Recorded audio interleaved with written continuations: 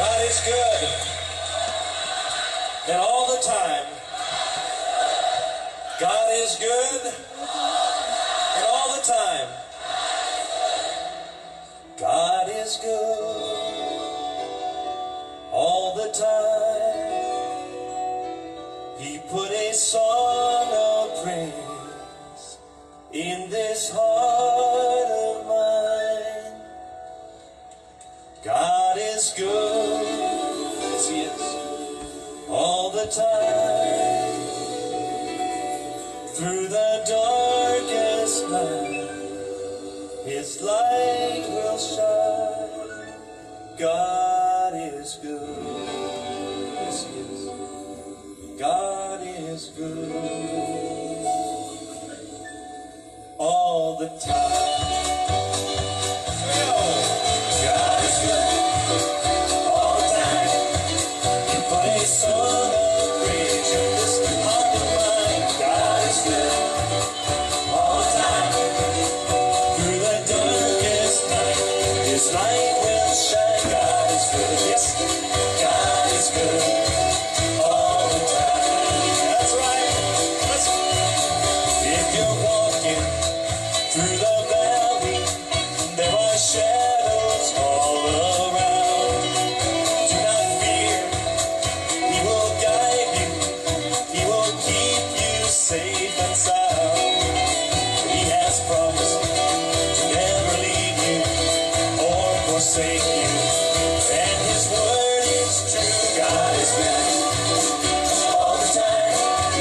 He put a song of praise in this heart of mine. God is good all the time.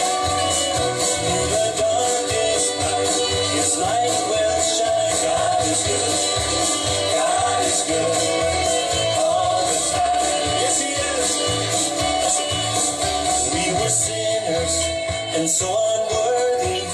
Still for us He chose to die. Filled us with His Holy Spirit. Now we can stand and testify that His love is everlasting and His mercies, they will never end. God is good all the time. He put a song of praise in this heart of mine.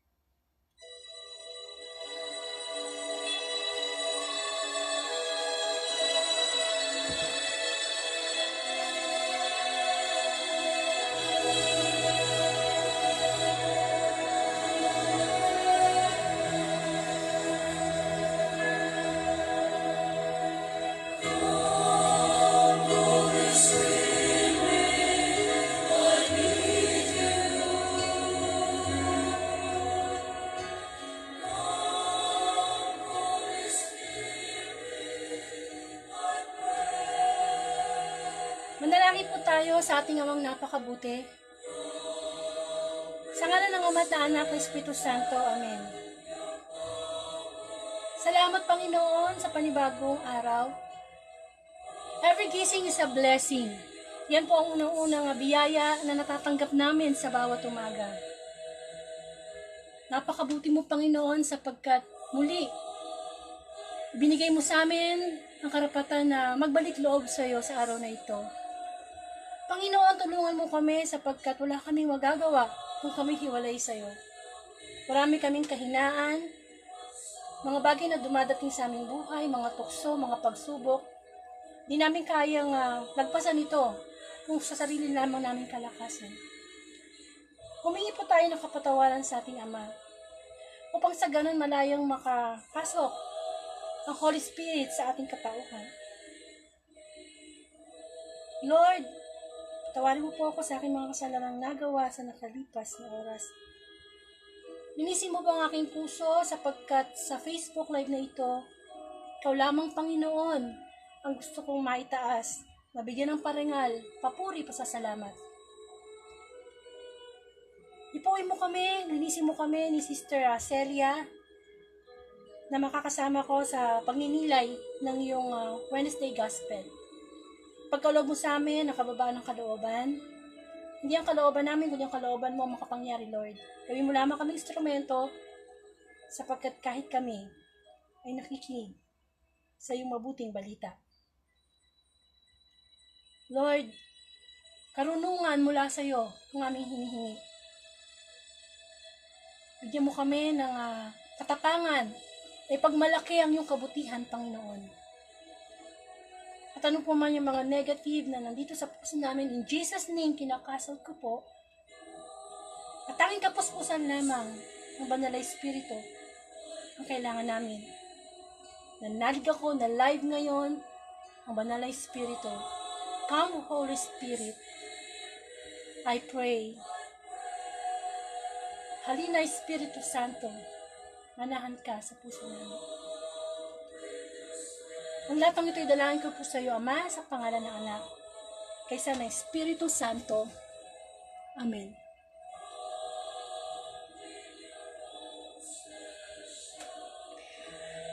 Bigyan po natin ng parangal ang mabuting balita.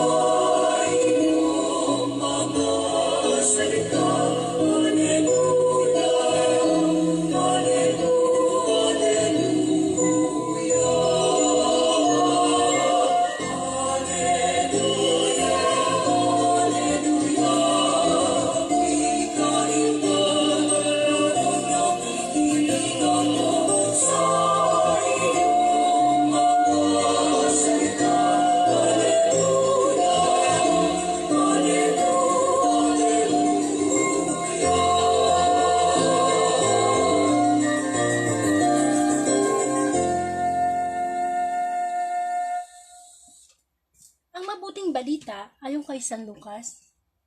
Papuri sa iyo, Panginoon. Kawawa kayo, mga Pariseyo. Ibinibigay ninyo ang inyong kapo ng yerba buena, ng ruda, at ang iba pang gulayin. Ngunit kinaliligtaan ninyo ang katarungan at ang pag-ibig sa Diyos. Tamang gawin ninyo ito, ngunit huwag naman ninyong kaliligtaang gawin ang mga iba. Kawawa kayo mga Pariseyo, sapagkat ang ibig ninyo'y mga tanging luklukan sa mga sinagoga at ang pagpugayan kayo sa mga liwasang bayan. saba ninyo, sapagkat para kayong mga libingang walang tanda at naglalakaran ng mga tao na hindi nila nalalaman. Sinabi sa kanya ng isa sa mga dalubhasa sa kautusan, Guro, sa sinabi mong iyan, pati kami kinukutya mo. At sinagot siya ni Jesus, Kawawa rin kayo mga dalubhasa sa kautusan, sapagkat ipinapapasa ninyo sa mga tao ang mabibigat na dalahin. Ngunit ni daliri ayaw ninyong igalaw sa pagdadala ng mga iyon. Ang mabuting balita ng Panginoon, pinupuri ka namin, Panginoong Heso Kristo. So welcome po ulit sa The Word of God, Daily Gospel at Facebook Live. Ito po ay 7 o'clock in the morning, Monday to Sunday. Kung ano po yung gospel sa simbahan, yun po yung ating pagninilayan. Napakahalaga po sa ating buhay, lalo na ngayong pandemic, na tayo nakakarinig ng salita ng Diyos. Sapagkat ito na po yung perpektong panahon para tayo magbalik sa Panginoon. Sapagkat kung ginagamit ng Panginoong Diyos ang social media para ipalaganap ang kanyang mabuting balita, siguradong ginagamit din ng Diablo ang social media para tayo wag makarinig, no? Wag tayo magkaroon ng interes sa pakikinig ng mabuting balita. Kung hindi tayo makikinig ng gospel everyday, so anong maririnig natin? Siyempre, maririnig natin kung ano yung naririnig natin sa TV, sa YouTube, sa Facebook. So, sa madaling salita, ang pandinig natin ay pandinig na pangmundo. Hindi naman po lahat ng nangyayari at napapakinggan natin sa mundo gusto ng Diyos. So, kailangan nating mapaalalahanan sa kanyang mga salita. Amen po, sapagkat yun pagkain ng ating espiritu. Sapagkat yan po ang layunin ng Facebook Live na ito. Na una, inutos ng Diyos na basahin ng Bible everyday. Utos po talaga yan. So kung hindi tayo makapagbasa, mag-umpisa tayo sa pakikinig. Kamukha nito mga Facebook Live na ito. At syempre, pinapakain ni Lord ng ating physical na katawan. Dapat nating pakainin ang ating espiritu ng kanyang mga salita. Amen po. And of course, dapat lamang na kung everyday ka na nakikinig ng salita ng Panginoon, may magbabago. Yun naman talaga ang purpose ni God may magbago sa atin. Di po ba? Kasi sandali lang naman ang buhay dito sa mundo Hindi po ba tayo magbabago para tayo sa langit mapunta? Ang dito sa lupa pansamantala lang naman po tayo, di ba? Pinapaalahanan tayo ng salita ng Panginoon na baka tayo nalilibang, na masyado tayong maraming pangarap sa buhay, masyado tayong maraming pinoproblema. Kung tutusin, ang totoong dapat nating unang pinapangarap, paano ba ako makakasunod sa mga utos ng Diyos, paano ba ako makakapunta sa langit. Yun dapat ang priority ng tao kasi sandali lang naman ang buhay, di ba? Pakabilis po ng panahon. Salamat sa Panginoon. Patuloy pa niyang binibigay sa atin noong October. Itong October 14. Tutusin, no? Isang kisap mata lang ni Lord, pwede na niyang pabalikin ng Panginoong Hesus o kaya kunin niya tayo. Pero yun nga, warning pa lang ang ibinigay. Pandemic pa lang, coronavirus pa lang. Sabi niya, bibigyan ko pa ng pagkakataon ng aking mga anak na magbalik loob. So sana wag natin baliwalain ang salita ng Panginoon sapagkat ito'y napakahalaga. Mahalaga pa to sa pagsamasamahin man yung kayamanan natin sa ating sa mundo. Never nating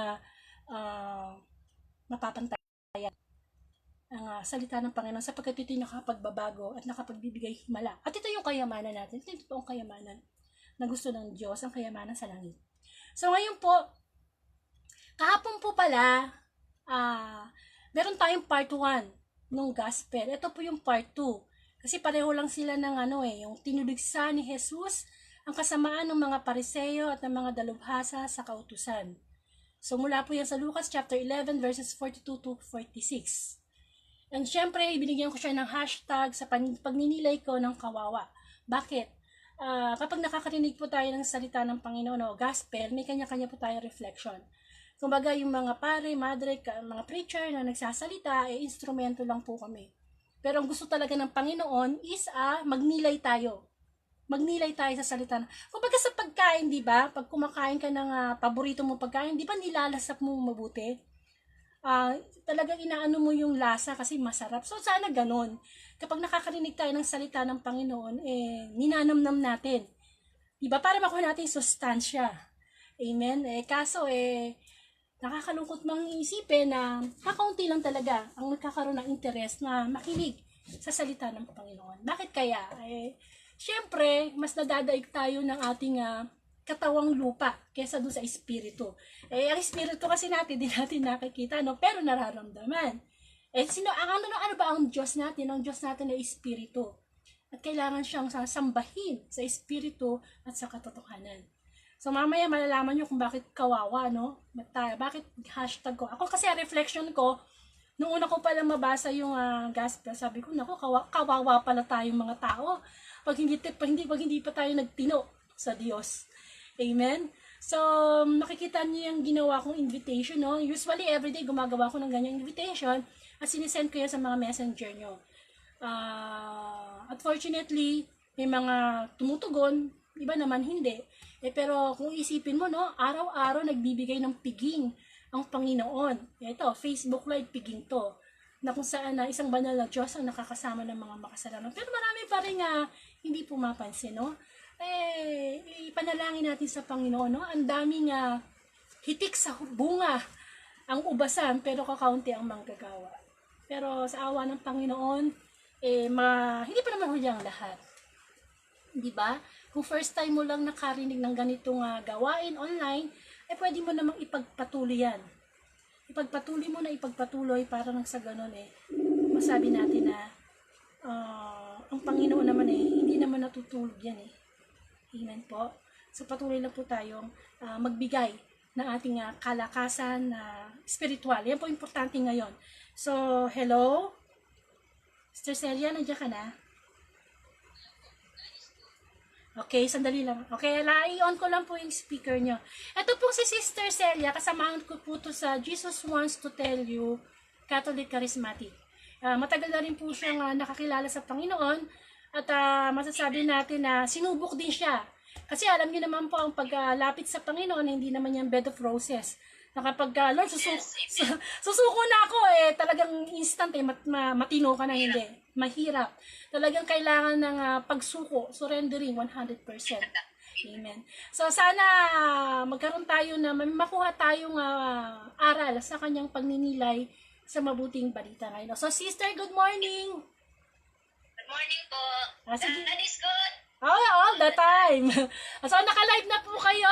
Mapapakinggan na po kayo. Okay? Mag-start na po kayo, sister. Apo.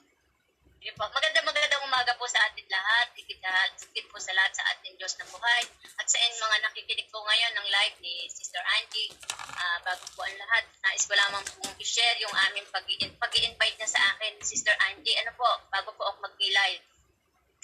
Sa totoo lang po, nung last week pa po ito, pero nagkaroon po yata kami ng hindi magandang connect, kaya hindi kami natuloy.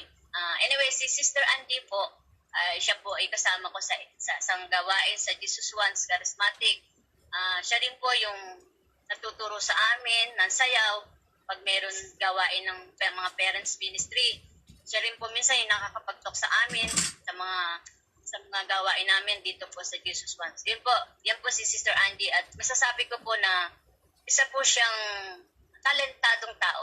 Talentado Amen. talaga. Talentado siya kasi lahat po nagagawa niya. At sigit sa lahat, yung napakabuti niya kasi nagagawa niya ang lahat araw-araw, napakasipag niya sa gawain. Sana nga, sabi ko, sana ako din. Kaya nasabi ko sa kanya, sana all. Kasi mahirap pong maggawa ng topic. Sa totoo lang, di po ba? Kasi talagang mag-aaral ka, talagang magtsatsaga ka, kasi para meron kang ma-share sa Panginoon. Ito po yung aking napagnilayan, Sabi po dito sa Ebanghelyo, marami tayong kaabalahan, marami tayong iniisip, mga bagay na walang kabuluhan. Marami din tayong iniintindi na hindi naman dapat,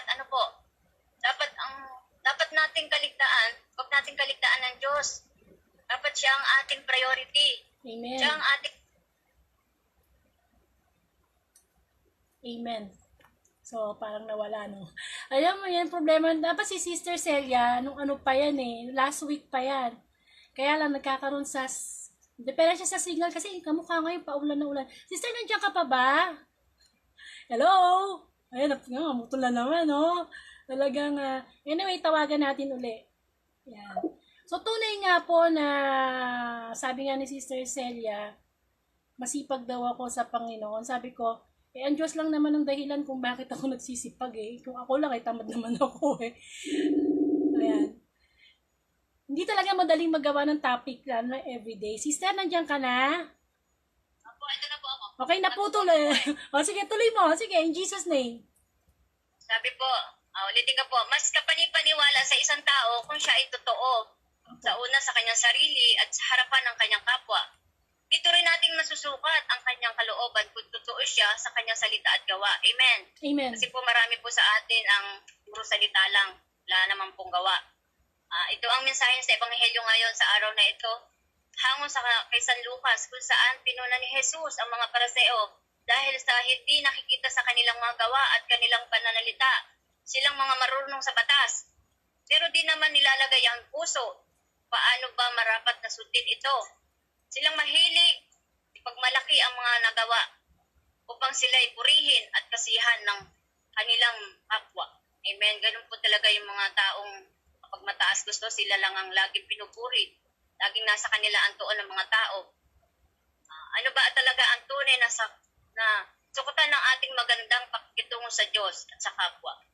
Ito ay malinis na puso, bukal sa kalooban at pagtulong na pagiging totoo sa sarili. Tunay na ngang kaawa-awa ang mga taong tulad ng mga Pariseo sa ugali at pakikitungo sa kapwa. Tunay ngang kahanga-hanga, kahabag-habag sila. Tunay ngang kahabag-habag sila dahil Ala. Ayan na naman, si Signal. Okay, tutuloy ko na lang habang kinukontak ko siya. Tunay nga ang kahabag-habag. Kaya nga diba, ano ba ibig sabihin ng kahabag-habag? Kaawa-awa.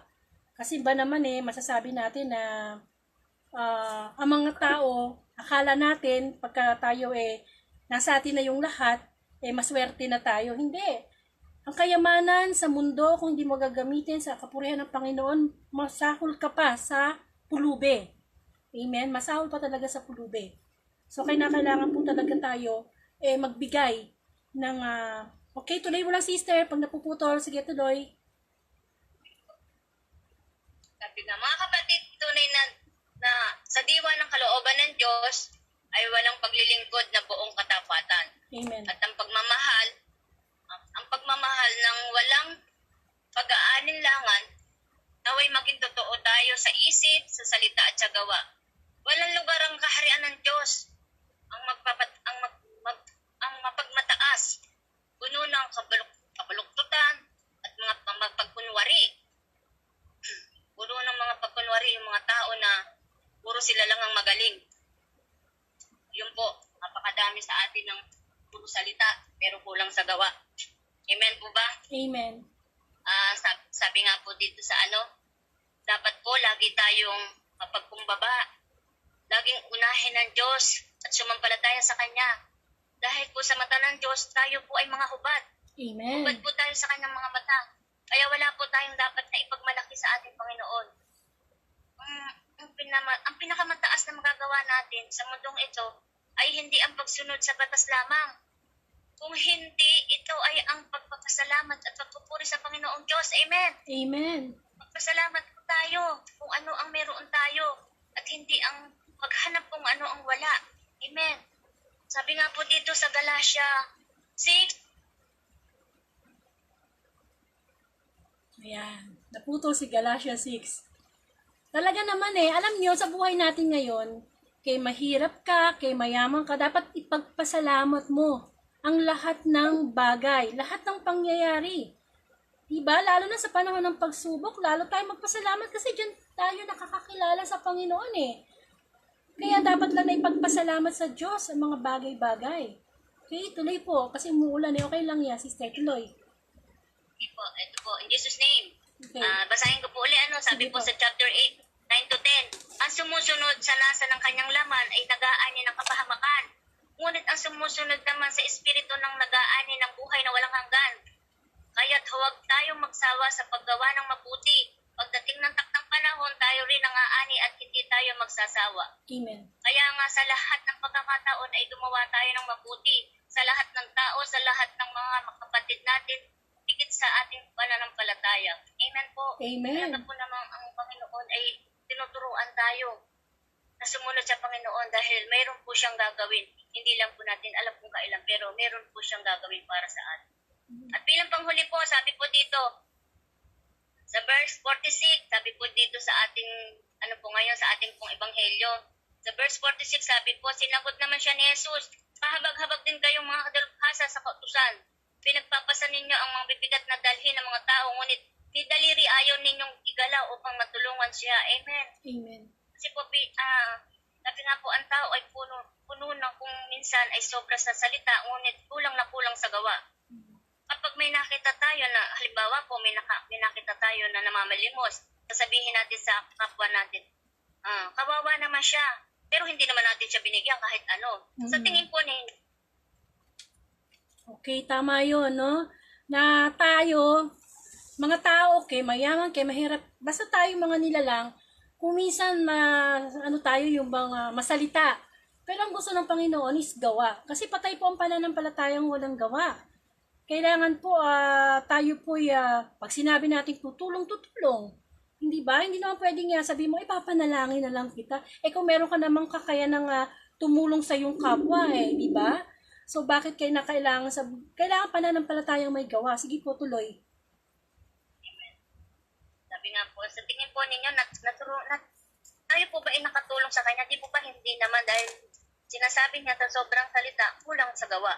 Pero sa salita kung walang gawa, yun ang gusto ng Diyos na mahalin natin ang ating kapwa, kagaya ng ating mga sarili. Amen. Sabi nga po dito sa Salmon Tugunan, sabi po ngayon, ang sumusunod sa poon ay sa liwanag. Hantong, di po ba? Saan pa po tayo? Kaysa po sa hindi tayo sumunod. Pag sumunod tayo sa Panginoon, saan tayo hahantong? Di po ba sa liwanag? Ibig sabihin sa liwanag, sa buhay na walang hanggan. Kaya Amen. napakabuti ng Panginoon dahil tinuturuan tayo araw-araw, everyday, nagising tinuturuan po tayo kung paano po tayo sumunod sa Panginoon at tayo po ay mapagkumbaba. Maraming salamat po, Sister Angie. Ito lang po ang aking sharing na po. Salamat sa inyo sa pag-invite at sa tiwala at sigit sa lahat sa Panginoon. Salamat sa pag-invite sa akin. Yun po ang magandang umaga. Okay. So, maraming salamat sa Panginoon. Sa totoo lang, sa lahat ng nakasama ko sa Facebook Live, ikaw lang yung putol-putol. Pero salamat sa Panginoon, nakaraos. Sa totoo lang, dapat last week pa yan na kasama ko, kaya lang lagi napuputol yung signal. At lagi pang umuulan sa tuwing ikaw ang isasama ko. Di ba? Pero maraming salamat sa Panginoon. Maraming salamat. So, ako naman po, ang reflection ko naman po sa mabuting balita, ay hinalagyan ko po siya ng #kawawa. Kasi sinabi pa lang doon sa pagbasa pa lang natin ng gospel, ang sabi doon, kawawa, no? Sabi ng Panginoong Hesus, kawawa. So, alam naman po natin kapag narinig natin ang salitang kawawa, parang talagang kawawa, no? There's something wrong, may kulang. At masasabi natin na ang Panginoon, hindi naman niya tayong gustong maging kawawa. Ang ating Ama, never niya tayong ginustong maging kawawa. Ibinigay nga niya ang kanyang buktong na anak Di po ba? Para tayo iligtas sa ating mga kasalanan. Kasi ayaw niya tayong maging kawawa. Ayaw niya tayong mapunta sa impyerno. Kasi pag napunta po tayo sa impyerno, hindi lang po tayo kawawa. Kawawa. Kaya hanggat buhay pa tayo, ang gusto ng Panginoon, makita natin ang katotohanan sa buhay. Kasi sa panahon po ngayon, marami na pong sinungaling sa mundo. Amen? Napakadami na po. Ano pong ibig ko sabihin dito? Akala po siguro minsan ng ibang tao na porke nasa kanya na ang lahat, may pera siya, may negosyo siya, yung sabi natin maganda yung kanyang buhay sa mundo, mapalad na ako, maswerte na ako, no? Di po ba? Pero hindi po yun Kapag isang tao, wala sa kanya ang Panginoon, matuturing siya ng Diyos na kawawa. Na kahit mayaman ka, ikaw na yung mahirap. Na kahit pinakamatalino ka, ikaw yung pinakamangmang sa harap ng Panginoon. Kasi magkaiba po ang batas ng tao at ang batas ng Diyos.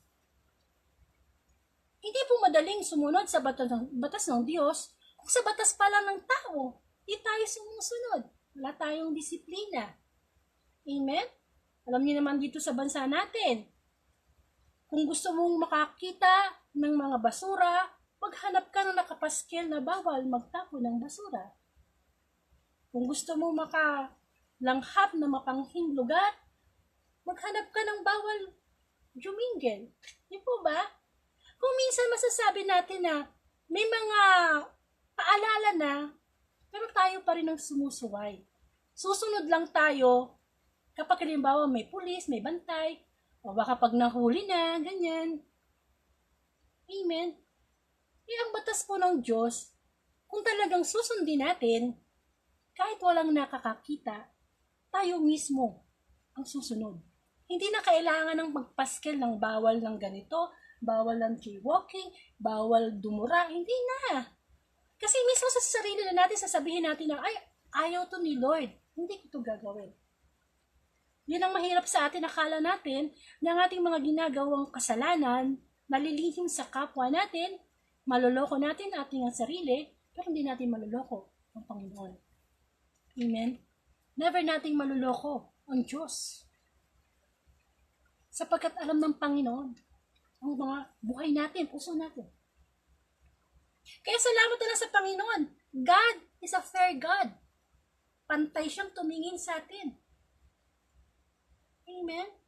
Ano ba sabi doon sa mabuting balita? Ang sinabi doon na, kawawa naman kayo mga Pariseyo, no? Puro panlabas lang. Magaling lang kayo mag-utos, pero ayaw yung kumilos.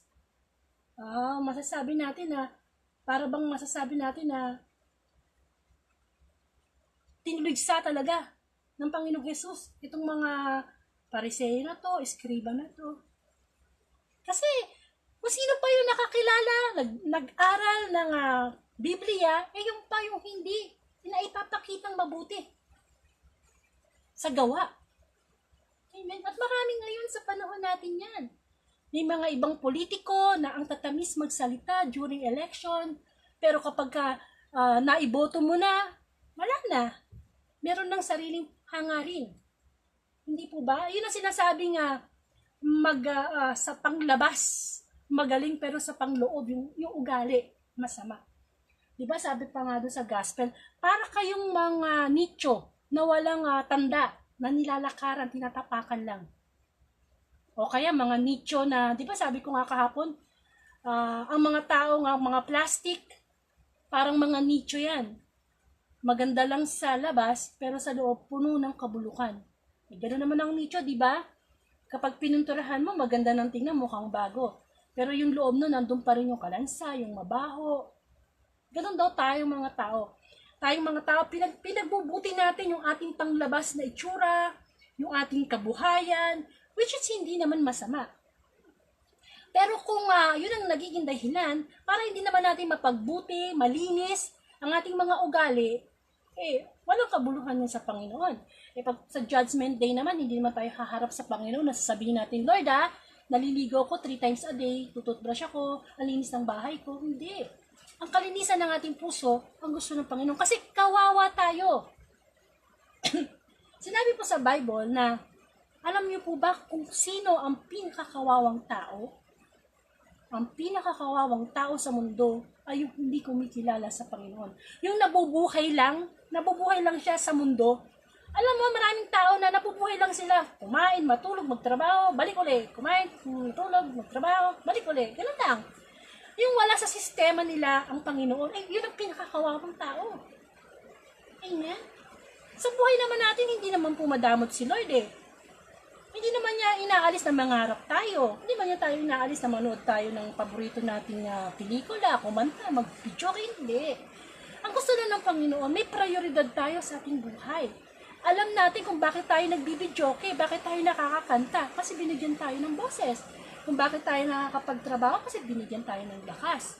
Yung bang nanggagaling sa Kanya, kung sino pa yung nagbigay, yun ang nakakalimutan nating pasalamatan. Amen? Kaya, huwag tayong maiinggit. Kung halimbawa may makita tayo sa TV na mga sikat na artista, politiko, na hinahangaan, Hindi natin alam, baka mamaya panglabas lang yun. Hindi po ba? Marami kasing mga tao na magaling silang magtago ng kanilang mga kahinaan.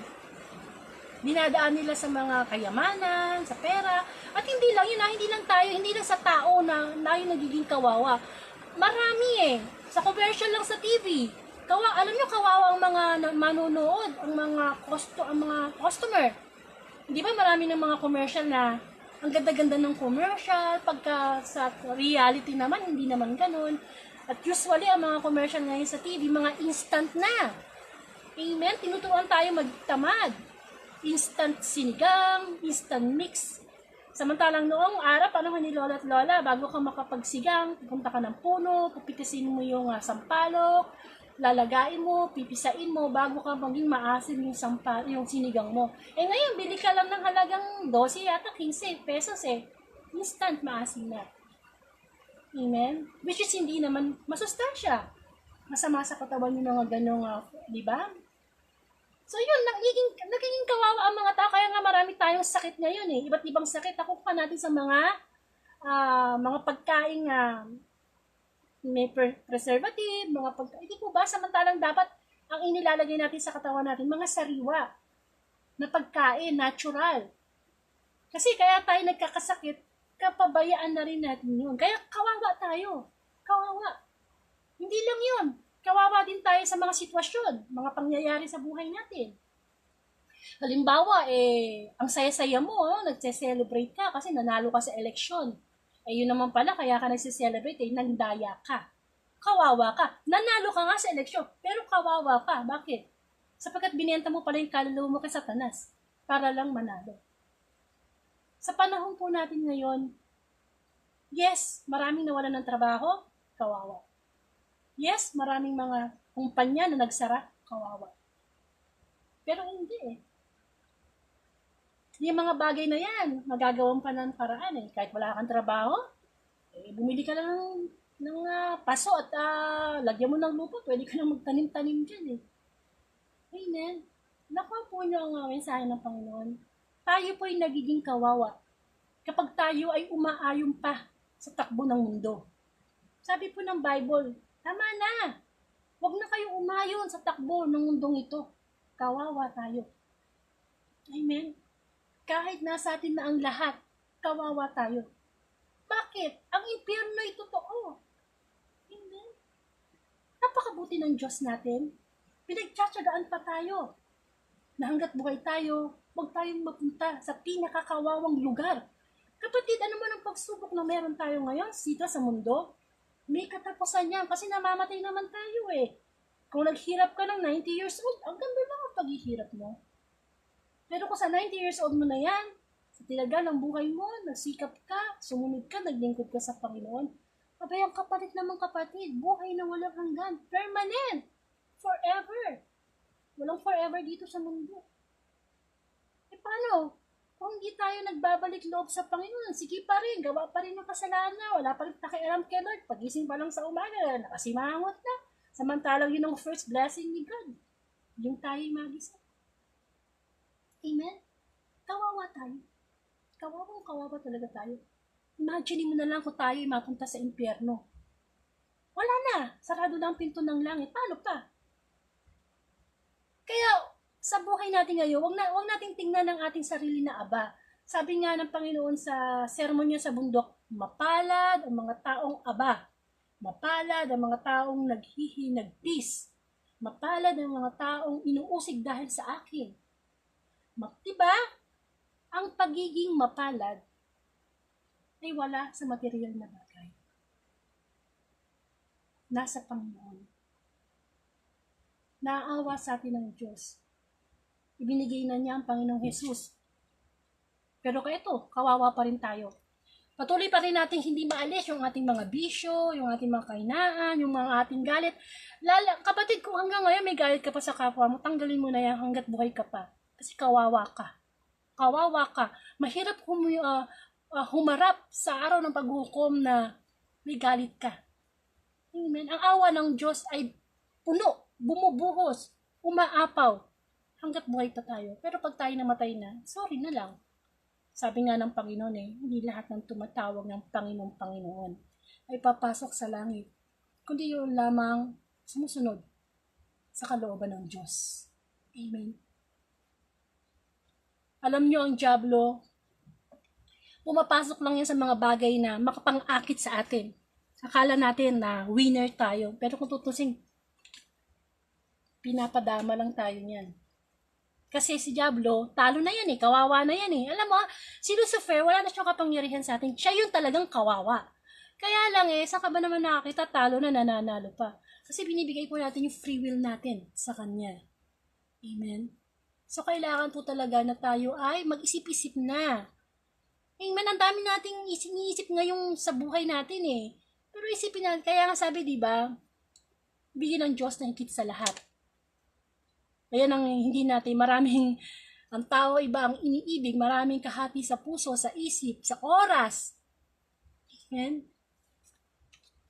Sana po makapagnilay tayo. Sabi nga lagi ko nga isinishare sa inyo na alam ko na yan. Alam ko na yung 10 utos. Ang tanong, bakit hanggang ngayon hindi tayo makaalis sa ating mga kahinaan? Kasi hanggang alam lang tayo. Wala tayong gawa.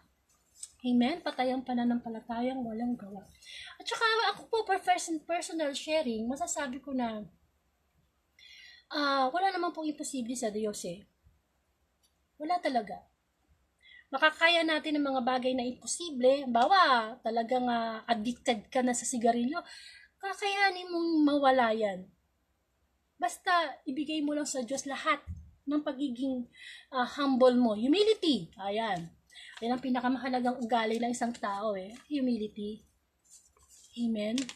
Kasi pag wala tayong humility, kawawa tayo. Kasi nangyayari na lahat yung nakasunod sa Bible Sabi sa Bible darating ang panahon, hindi na makikinig ang tao sa Diyos. Kung ano na lang gusto ng tao, yun na lang. Yun ang gugustuhin niya. Amen? Masasabi natin na ewan ko ba.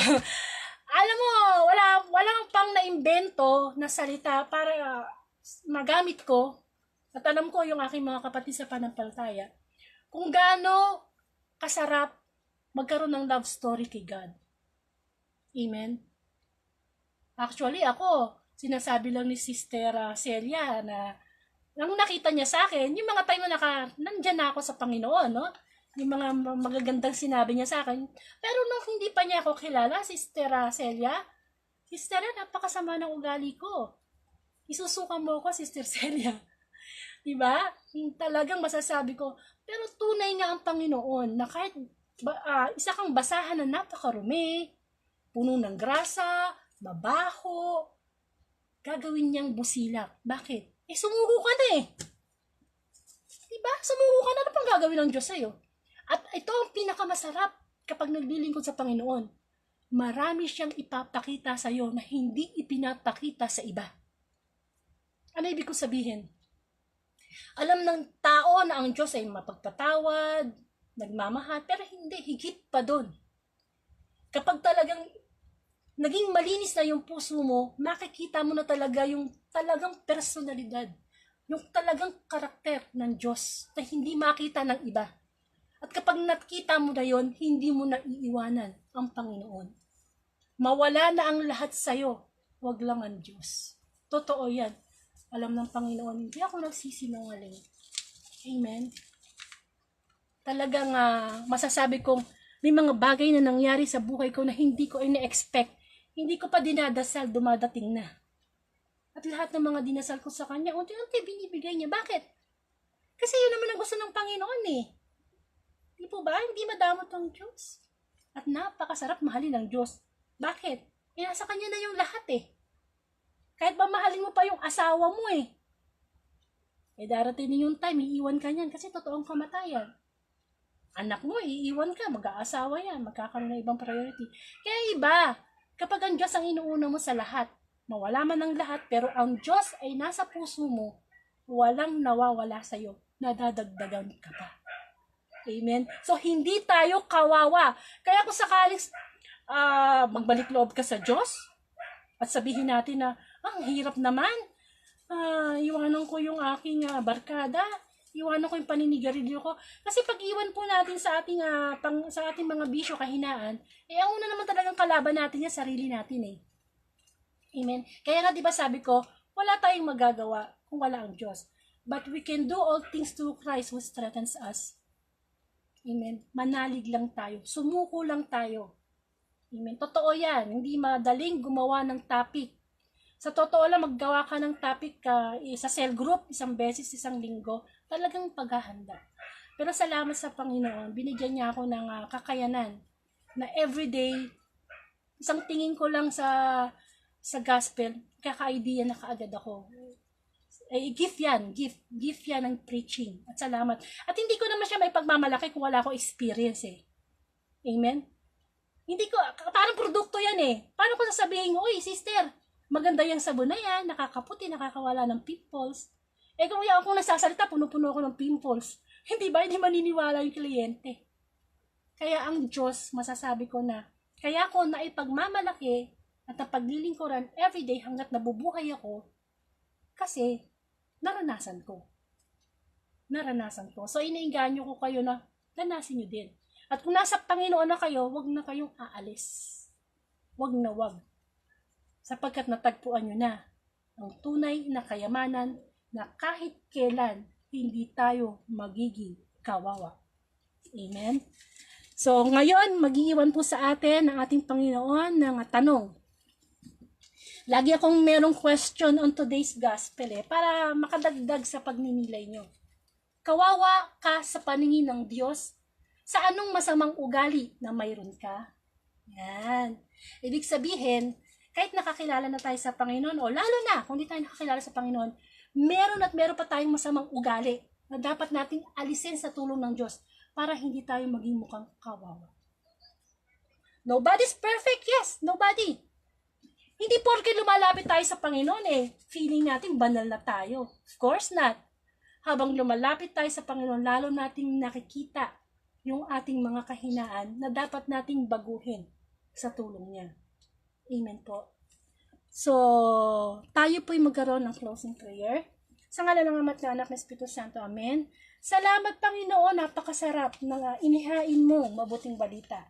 Ayaw mo kaming maging kawawa. Ang gusto mo'y maging mapalad kami na makamit namin ang buhay na walang hanggan. Maraming salamat Panginoon sapagkat lagi mong pinapaalala sa amin na ikaw ay nandyan para bigyan kami ng isang buhay na ganap at kasiyasiya. Hindi kamukha ng dyablo, gusto niya kaming maging kawawa. Gusto niya kaming maging alipin. Gusto niya nga isama kami sa kanyang kaharian sa impyerno.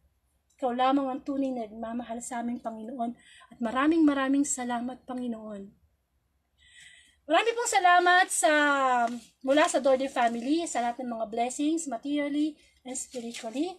Maraming salamat din po sa pamilya Felipe, pamilya Rivera, pamilya Cunanan, Temperley, pamilya Abelia, De Guzman, De La Cruz, Kiday, Villapuerte, pamilya Rivera, pamilya Castillo Abellera, pamilya Viray, at sa mga lahat pa ng mga pamilya ng Facebook friends ko. Patuloy niyo po silang bigyan ng kapayapaan, biyaya, materially, spiritually. Ingatan mo ang mga ka-brother, ka-sister ko to, yung kanilang family. Lagi mo po silang bigyan ng protection, lalo na sa COVID. At gayon din, maraming salamat para kay JMRT na pinagdadasal ko, natugunan yung kanyang panalangin, nagkaroon siya ng extra trabaho na pinagkakakitaan niya ngayon. Amen. At patuloy mo po siyang bigyan ng pag-asa na marami pang trabaho na darating sa kanya. At ganoon din, happy birthday! Noong October 4 po, nag-birthday si Ryan Paul B. Belated. October 15 bukas, magbe-birthday po yung aking asawa, 50 years na po siya. Salamat Panginoon. Malaking biyaya siya sa amin. Ingatan mo siya lagi, kanyang kalusugan. Lagi siya paalalahanan sa kanyang mga kahinaan. Mahal na mahal po namin siya. So, October 18, Vicky Temperley, ang tita ko po from England, magbe-birthday din po siya. Gayun din po si John Albert C. October 22. Okay? So, panalangin po namin na bigyan nyo sila ng mahabang buhay at kalusugang malusog. Pero higit sa lahat, yung spiritual na pagpapala at kalusugan. Gayun din po, prayer request mula po para po kay Jonathan Temperley. Muli, mabilis na paggaling ng kanyang ankle dito sa baba, no, ng paa. Kasi po, nadurog, no, na dahil sa kanyang football, mula sa kanyang mom, Vicky. Para kay Josel Abella, protection at transformation, na magbago na siya mula sa kanyang ate. At gayon din po mula kay Ate Belen, na operahan po siya bukas. Hipuin mo ang mga doktor na opera sa kanya. Gayon din si Brother Matt, patuloy na katatagan sa loob sa pagsubok na kanyang dinadanas sa kasalukuyan. Kay JMRT uli, para sa patuloy na good health at long life sa kanya at sa kanyang pamilya at marami pang trabaho na magkaroon siya. Gayon din kay Sister Maribeth Kuya Coses, ang asawa ng aming brother na si Brother Moises, para sa healing ng kanyang asawa. At gayon din po patuloy ang panalangin ko sa mga mahal niyo sa buhay na dumadanas ng karamdaman o kayo mismo. In Jesus' name, manalig tayo, may kagalingan sa Panginoon at walang imposible.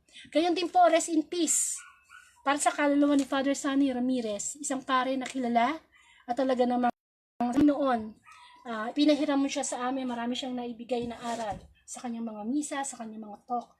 Thank you po. Alam po namin ikaw na ang bahala sa iyong lingkod. Gayon din para sa kaluluwa ni JM Nepomuceno, isang teenager na namatay sa bangungot noong isang araw lang. Ikaw na rin po ang bahala sa kanyang kaluluwa. Bigyan mo po ng lakas ng loob ang kanyang pamilya na matanggap ang biglaang pagkamatay niya. At gayon din, since malapit na ang araw ng patay, dinadalangin ko ang lahat ng mga yumao natin na sila'y patnubayan ng Panginoon, no? At paalala na rin sa atin ng Panginoon na tayo maswerte para mapalad, buhay pa tayo, ay ating mga mahal sa buhay na hindi nakapagbalik loob. Sana maging aral sa atin yun na hanggat buhay pa tayo magbalik loob sa Panginoon. Tayo pa'y manalangin ng panalangin tinulungan ng tuturo ng Panginoon Jesucristo. Ama namin, sumasalangit ka, sambahin ang ngalan mo, mapasa amin ang kaharian mo. Sundin ang loob mo dito sa lupa para nasa langit. Bigyan mo po kami ng aming kakain sa araw-araw. Patawarin mo po kami sa aming mga sala para ng pagpapatawad namin sa nagkakasala sa amin. Huwag mo po kaming pagtulot sa tukso. Ihadya mo po kami sa lahat ng masasama. Amen. Sa ngalan ng Ama at ng Anak ng Espiritu Santo. Amen. And of course, konting announcement po. Yan. Ito pong Wednesday Gospel, lahat ng Gospel everyday, pinapakiusap po sa amin ni Lord na i-share nyo po sa timeline nyo. Kasi yan na po yung way natin yan na po yung panibagong pamamaraan ngayong pandemic. Na i-share nyo sa timeline nyo ang Gospel para yung mga Facebook friends nyo naman po, makanood, makakarinig. Amen. Utos po yun na dapat nating sundin. So, kaya po ako everyday nagtatopic para sinusunod ko po yung utos na yan. Yung Great Commission na ipalaganap ang mabuting balita sa lahat ng tao sa buong mundo. Amen. At madali na po yan, no? Since nakikinig na lang kayo, pwede nyo na po yung i-share. Diba, pindot-pindot lang, diba, nakakapag-share nga ng samaan ng loob sa timeline, nakaka-share nga ng mga bibentang pagkain online, how much po pa kaya yung salita ng Diyos ang hindi natin na ma-share. O kaya punta po kayo sa aking YouTube channel, na kung saan nandun po yung mga nakalipas na gospel at masasabi natin na pwede nating i-share sa ating timeline. Importante po yung sharing, no? Nakatanggap ka ng aral sa Panginoon, i-share natin sa iba. Masarap kaya yung better to give than to receive. At gayon din po, maraming salamat. Kung gusto nyo magkaroon ng Thanksgiving at saka prayer request, i-private message nyo lang ako para kamukha nun, itinatype ko po dito sa aking computer para maisama po natin sa prayer. Kasi may mga pinagpipray naman po ako na nag-grant ni Lord, no? And of course, hindi lang syempre prayer request, pasasalamat. Actually, marami tayong dapat ipagpasalamat sa Panginoon, no? So, kailangan lang po natin talaga na Baka sabihin nyo na, "Ay, wala man akong prayer request eh." Hindi. Pagpapasalamat, kung tutusin, dapat napupuno yung computer ko sa pagpapasalamat eh. Amen? And of course, pwede niyo i-message sa akin sa group chat sa The Word of God. And yun. Sa October 16 po, meron po akong New Testament Bible Study. So every month po yan, every 15. Bukas po kasi birthday ng asawa ko, hindi ako makapag ganyan. Sa 16 na lang. Pero meron pa rin pa akong gospel sa umaga, hindi po mawawala yan. At ang ating pong pagninilayan o pag-aaralang Bible study ay yung mula naman sa New Testament sa talaan ng mga angka na pinagmula ni Heso Kristo at ang pagkapanganak kay Heso Kristo. Okay, kasi last month po, Old Testament, yung creation. Na ngayon pong month na to, New Testament, yun nga po, yung Mateo. Tapos sa susunod naman, Old Testament. Pabalik-balik lang yan, palit-palit. Hanggang sa matapos natin yung Bible. Para may alam tayo sa Bible. Opo. Kasi meron din yung aral. At gayon din po, yun nga, ang new normal pero new creation ang gusto ng Panginoon. So, i-viral po natin ang salita ng Panginoon. Magtulungan po tayo. Of course. At ibibigay ni Lord ang October 15, 2020. Masasabi natin na muli, alas 7 ng umaga, tayo magsama-samang magnilay ng salita ng Panginoon.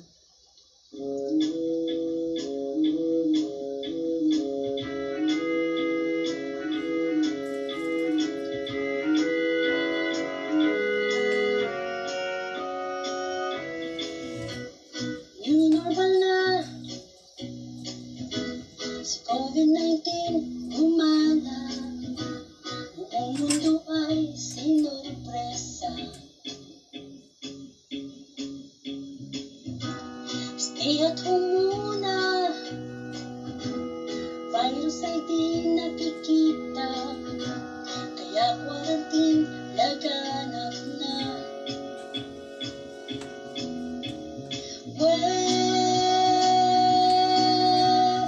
Wearing your mask with face shield, alcohol, social distancing. Normal na. Sumunod disiplina.